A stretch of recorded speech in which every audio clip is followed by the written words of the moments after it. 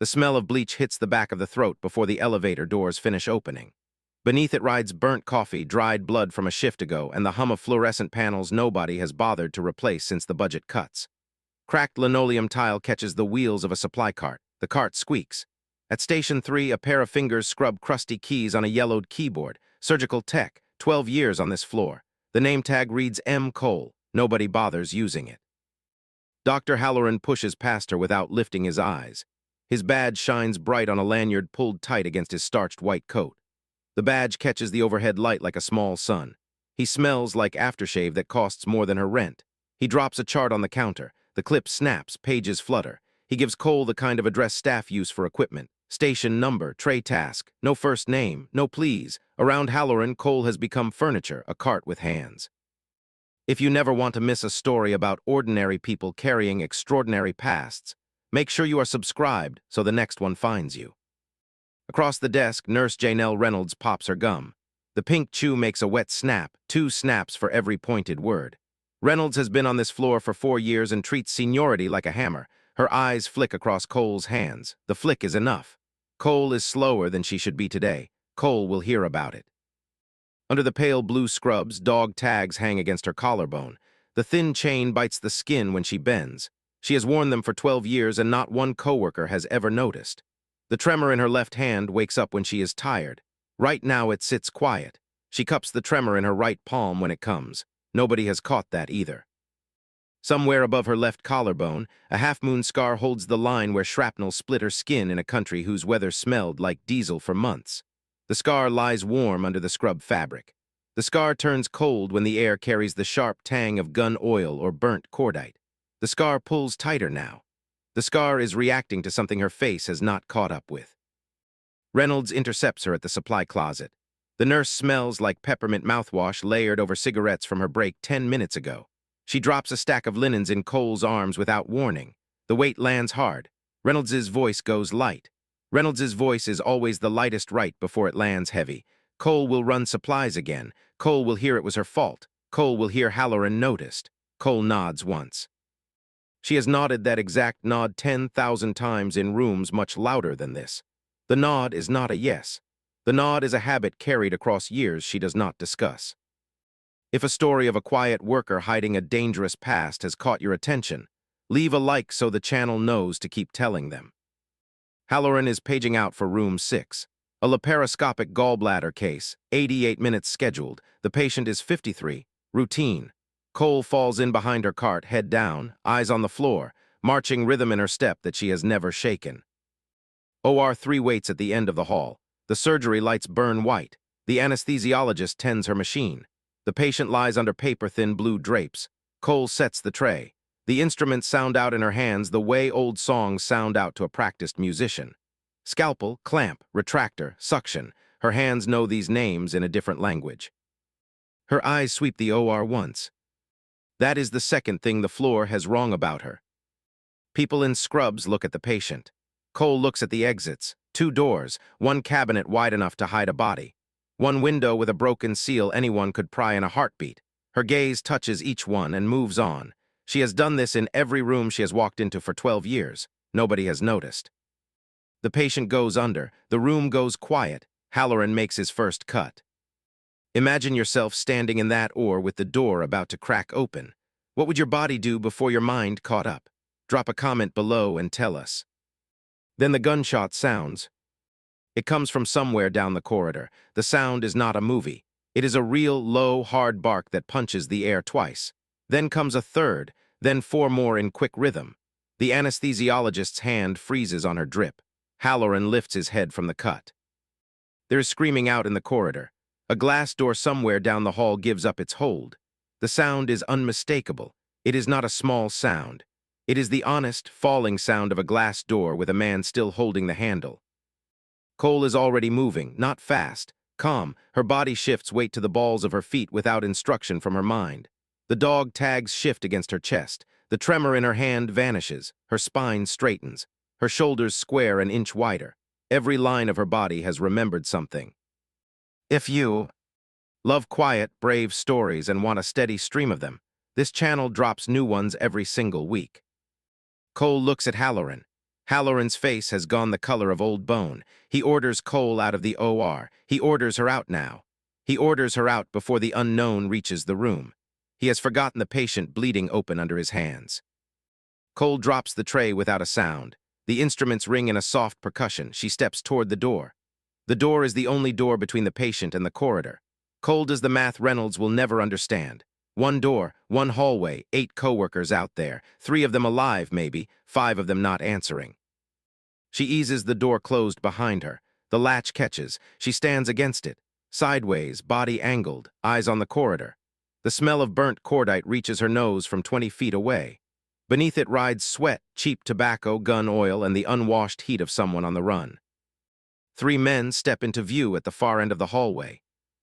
If you know someone who believes heroes always wear uniforms, share this story with them. The quiet one in the break room might be the one who saves their life. One of them has his hand steady. The hand is wrapped around a short black rifle. The rifle is pointed at the ceiling for now. His shirt is black. His pants are black. He moves like a person who has practiced being seen. The second man holds a sawed-off shotgun. The third carries nothing but a roll of gray duct tape. The leader shouts for a doctor. His voice is high and tight. Another shouts something about hostages. They are not professionals. They are scared men with loud tools. Cole's breath slows. Her exhale comes longer than her inhale. This is not a decision. This is reflex. She has done this before. Somewhere her body still remembers every room she has ever held a door against. She reaches for the crash cart she parked against the door. The cart holds a defibrillator, drawers of syringes, oxygen tanks, a plastic ambu bag. None of it shoots. All of it can hurt. She pulls the IV pole off the wall mount. Chrome, heavy base, 5 feet long. The pole is cold in her hand. The metal shape feels like a rifle her hands have not held in 12 years. She angles it low. She steps out from the doorframe. The first man rounds the corner. He sees her scrubs. He sees the IV pole. He sees the soft eyes of a 51-year-old surgical tech. He does not see what those eyes have done in rooms hotter than this. His finger tightens on the trigger. He is 15 feet away. $800 of rifle in unpracticed hands. Never miss a story of frontline courage. Tap subscribe so this channel finds you again. Cole does not flinch. She plants her back foot. The linoleum grips her shoe. Her center drops an inch. Her weight transfers without telling her. The dog tags lift off her chest as her shoulders tighten. The first man brings the rifle up. The IV pole is already in motion. Chrome catches fluorescent light. The base of the pole, 5 pounds of weighted steel, arcs upward in a line his training never prepared him for. The pole connects with his jaw. The sound is a wet, terrible thud. He drops backward. The rifle skids across the tile. The rifle stops under a bench seat. He does not move. The second man lifts the shotgun. Cole is faster than she should be at her age, older than the men, slower on paper, faster in her bones. She slides sideways 2 steps, ducks behind a soda machine, comes up on the shotgun man's flank. The shotgun fires. The blast turns the air orange at the muzzle. The shot punches a row of holes in the ceiling tiles. Insulation rains down like first snow. Cole drives the pole into his knee. The knee folds the wrong way. He goes down screaming. The shotgun clatters. She kicks it under a gurney parked against the wall. The gurney rolls an inch under the impact.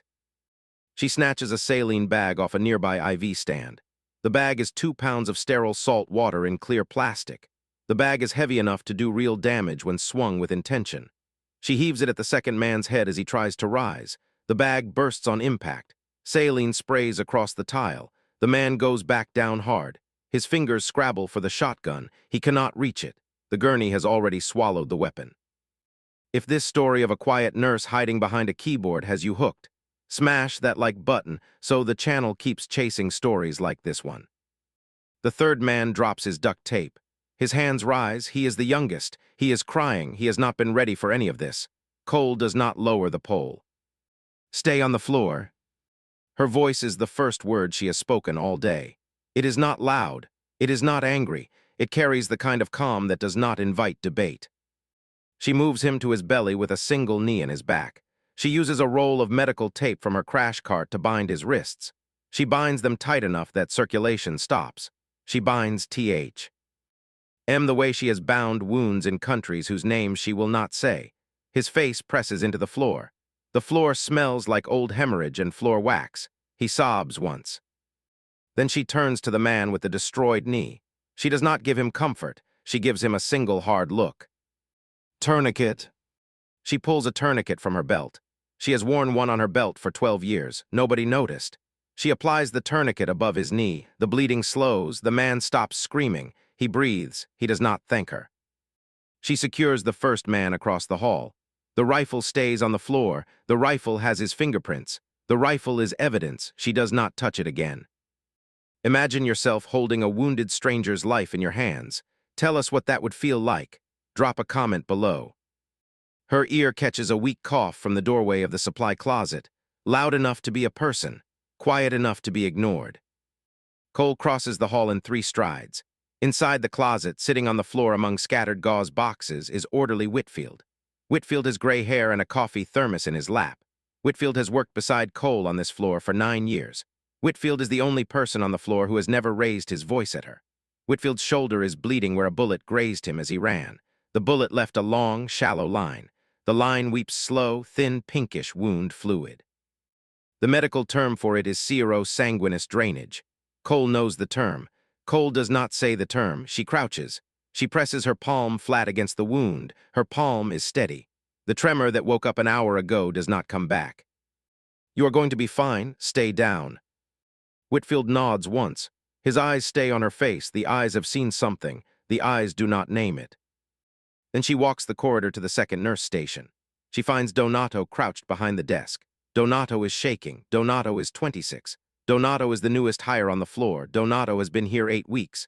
Donato has never heard a real gunshot fired indoors. Cole takes her by the elbow. She steers her toward a heavier wall. She does not explain.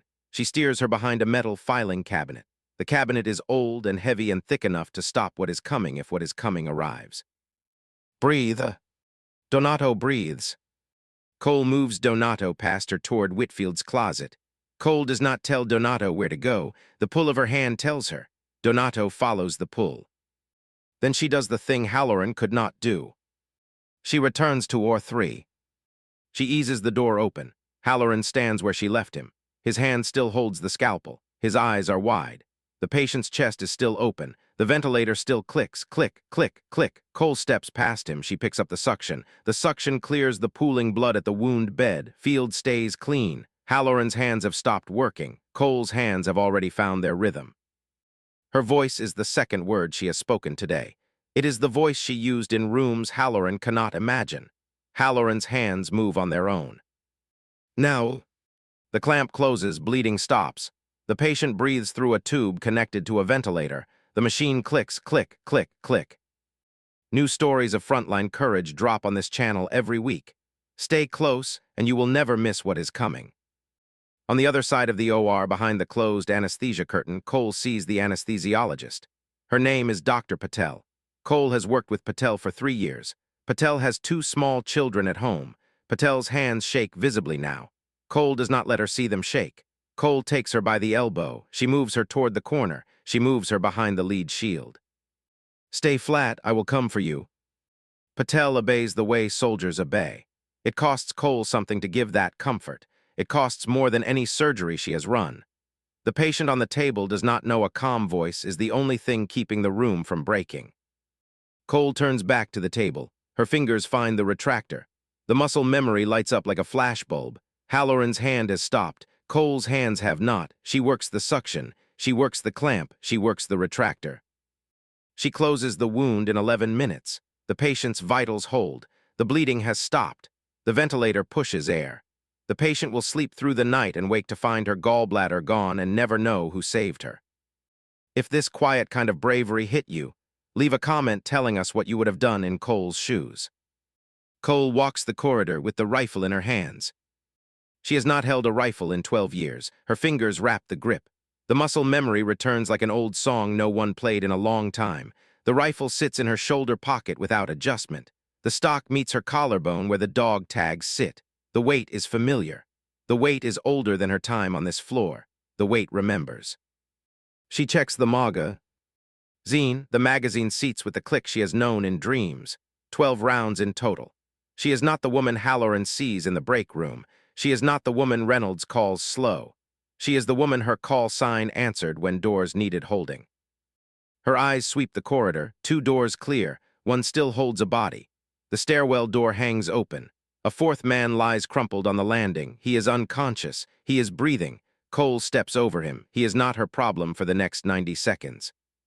She clears the floor. She clears it the way her trainers taught her in a country whose weather smelled like diesel and dust. She moves corner to corner.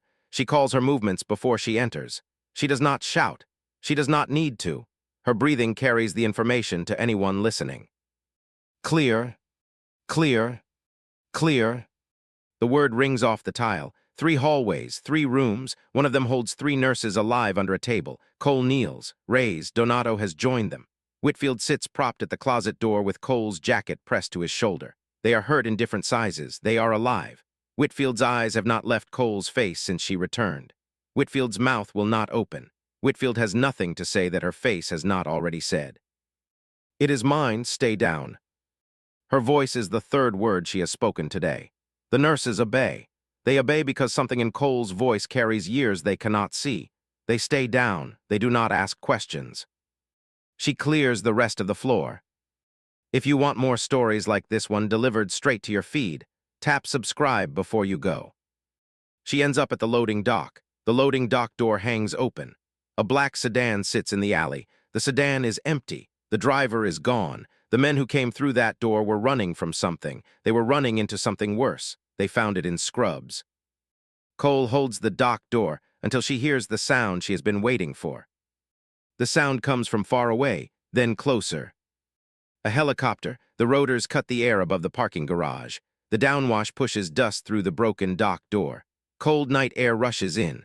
The air smells like jet fuel and cold metal. The rotors sink to a hover. The hover sounds like the world holding its breath. Voices come over a radio somewhere outside.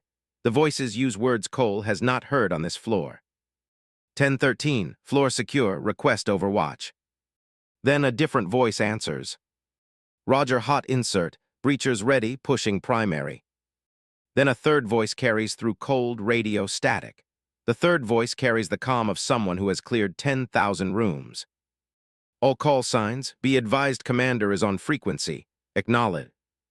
Cole's heart does not jump, Cole's breath does not catch. Cole sets the rifle down on a metal cart. She straightens her scrubs, she pulls her shoulders back an inch wider. She waits.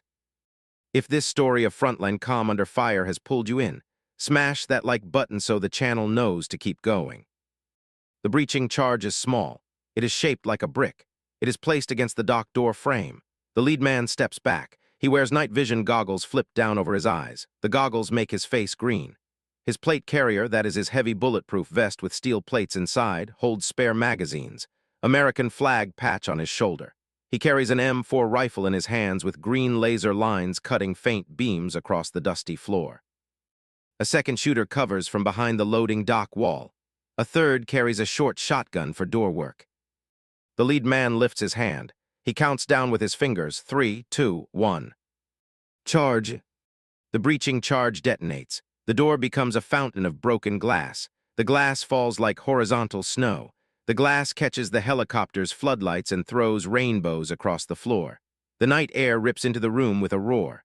The cold air hits Cole's face. She does not duck. The men behind her do not duck. They were expecting the boom. They were expecting the glass. They keep their eyes on the corridor. The lead man steps through the broken doorframe. Green lasers sweep left, right, up, down, then down again. He moves into the room fast. His boots grind glass under heavy soles. The boots sound like nothing this hospital floor has ever heard. The boots carry the hum of cold machines and the discipline of cold rooms. The man is built like a wall. He carries a radio in one hand. His voice is the 3rd voice Cole heard on the channel. He is in charge. His sweep ends when his eyes find Cole. He stops. He stares. His helmet tilts. His goggles flip up. His face is young and old and carved from years of rooms like this one. He does not know her as the surgical tech who scrubs crusty keyboards. He knows her from a country whose weather smelled like diesel 8 years ago. He knows her from a halo jump she ran at 14,000 feet over a ridgeline whose name is Class. I fight in files he cannot name in rooms she will never enter. He knows her from a door she held alone for 47 seconds until her team moved through. He knows her from the time she pulled a wounded operator 300 yards through fire without a word spoken. He knows the scar above her collar. He knows the dog tags pressed against her chest. He knows the call signs scribbled in a file he keeps next to his spine. The weight of moment settles across the floor like pollen. The man brings his heels together. His heels click. His right hand rises from his side. His fingers extend. The fingers extend flat. The fingers brush the edge of his helmet in a salute refined by 10,000 repetitions. His voice carries across the broken glass. Halo 6 standing by. Permission to enter your AO.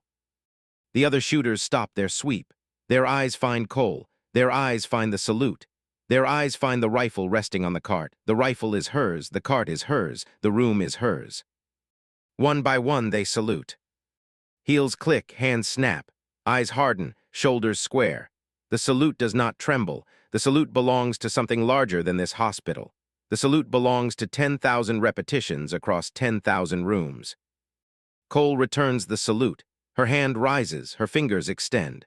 Her fingers brush the place above her eyebrow where the wound Halloran will never feel keeps pulsing in the cold air. Her heels come together. The heels click against the tile, her shoulders square, her eyes harden. Her dog tags press against her chest. Subscribe so the next Frontline story finds you the moment it drops. The salute holds for 1 second, 2, 3. Then she drops the salute. Her shoulders soften an inch. Her eyes soften to the same color Reynolds has seen across the break room for 4 years. She does not explain. She does not introduce herself. She does not give them her name. They already know her name. They know the call sign. They know the unit. They know the rooms she has held doors against for years before this one. The lead man speaks into his radio. Command is on site. Move. The corridor fills with boots. The boots sound like nothing this floor has heard. The boots come from another country. The boots carry the hum of cold machines and the discipline of cold rooms. The boots pass Cole without a sound. They pass Halloran standing frozen at the sink. They pass Reynolds with her gum still snapped in her mouth. They pass Patel behind the lead shield. They pass Whitfield sitting with Cole's jacket pressed to his shoulder. They pass without seeing her. The boots belong to operators the floor will never see again. Halloran's pager goes off. Halloran does not answer it. His pager keeps buzzing. The buzz is the only sound he can find in the room now. Reynolds stares at Cole. Her gum has gone quiet in her mouth. The pink chew sits soft against her teeth. Her eyes are wide. Her eyes are taking in something she does not have a box for. Cole has been in her break room for 4 years. Cole has carried her linens. Cole has folded her trays. Cole has never said a word about any of it. Reynolds opens her mouth. The mouth closes. There is nothing to say. Patel steps out from behind the lead shield. Patel stares at Cole with the same wide eyes. Patel opens her mouth. The mouth closes. There is nothing to say. Cole has never needed anybody to say anything to her. The lead man turns back to Cole. His voice is quiet now. The room is quiet around him. The room has given itself over. We have you on file. We need your statement. We need a debrief, whatever the floor needs. Cole shakes her head. Once. Then she speaks. Her voice is the 4th word she has spoken all day. The voice is the voice Halloran has heard across 4 years of break room tables. The voice is the voice Reynolds has ignored across 4 years of dismissed linens. I have a tray to set for room 6. The lead man lowers his head. He has heard the line before. He has heard it from another soldier in another room in another country. He salutes her one last time. The salute is brief. The salute is complete. If this story of quiet courage reached you, share it with someone who needs to remember that heroes hide in plain sight. Then his unit moves through the corridors, doors clear, hallways clear, pagers answer, stairwells radio check, the threat is over, the boots move out through the broken loading dock door, the rotor wash outside fades, the helicopter lifts. The cold night air through the broken door settles into the temperature of the building. The room warms, the room holds. Halloran steps into the corridor, his badge still catches the light. His badge catches the same light it caught an hour ago. The badge has not changed. The man wearing the badge has. Cole.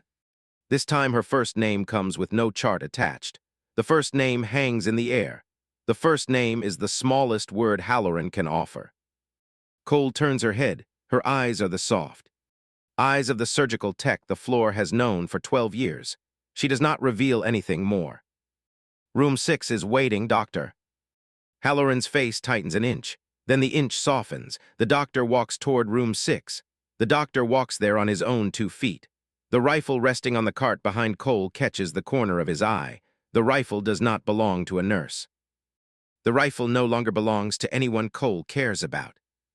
Reynolds walks to the supply closet. She collects fresh linens. She carries the linens to Cole's station without dropping them. She sets them down. She does not say anything about the linens. The linens are the only apology Reynolds knows how to make. Whitfield sits propped against the closet door with Cole's jacket still pressed to his shoulder. Whitfield's eyes have not moved from Cole's face. Whitfield understands the jacket will need to be cleaned. Whitfield will clean it himself. Whitfield will not say a word about the jacket, or the man who wore it, or the night the jacket saved him. Reyes has moved from the table to the recovery bay. Reyes has blood on her shoe. The blood is Cole's. Cole will not take the shoe back. Cole will buy Reyes a new pair when the floor opens in the morning. Cole has not yet said this to anyone. Cole has not yet decided when she will. Donato stands beside Whitfield. Donato has stopped shaking. Donato's eyes are still wide. Donato will be wide for weeks. Donato will be wide when Cole sets the room 6 tray. Donato will be wide when Cole hands her a fresh cup of coffee. Donato will be wide when Cole nods that exact nod at her across the supply closet one morning and Donato nods back. That nod was always a habit. The habit will keep working. Cole walks back to Station 3. She sits down. She picks up the yellowed keyboard. The crusty keys wait.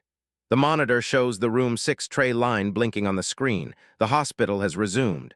The hospital never really paused. The hospital simply moved around the gap she left in it. Reynolds walks past with her gum. The gum is still pink. The gum still snaps. The snap is softer now. The snap has an inch of hesitation Cole has never seen in it. Reynolds does not speak. Reynolds does not need to. Reynolds has learned that the woman she has called slow is the only reason the entire OR team is still standing in this room. Reynolds will never fully recover from that learning. Reynolds has already begun trying. Patel walks past carrying her anesthesia tray. Patel does not look at Cole. Patel looks at the door Cole told her to stay flat behind. Patel will always remember the door. Patel will always remember the voice that sent her to it. Patel will always bring Cole a sandwich on Friday because Friday is the day the old Cole once mentioned she liked sandwiches, and Patel heard it, and Patel kept it in a place Patel will never say out loud. Halloran is in room 6. Halloran is finishing the post-op note. Halloran's pager sits in his pocket. The pager has not buzzed again. The pager has learned its place. Halloran will not order Cole out of another OR. Halloran will not drop another chart on her counter. Halloran will not call her station number again. Halloran will say her name. Halloran will start saying her name tomorrow. Cole lifts her cup. She takes a sip. The coffee is cheap. The coffee is warm. The coffee is enough. The fluorescent panels still hum above her. The bleach still stings the back of her throat. The coffee sits warm in her hands. The monitor still blinks the room 6 tray line. Outside the loading dock door, the cold night air presses in through the broken frame. The cold air smells like diesel and dust, and the faint trail of a helicopter moving away from an address it will never return to. Cole finishes the coffee. Cole sets the cup down. Cole pulls up the room 6 tray line and begins to set the room 6 tray. The dog tags press against her chest with every breath. The scar above her collar pulses faintly under the scrub fabric. The tremor in her left hand sits quiet. The keys of the yellowed keyboard click under her fingers. The click is the only sound she needs right now. The click is enough.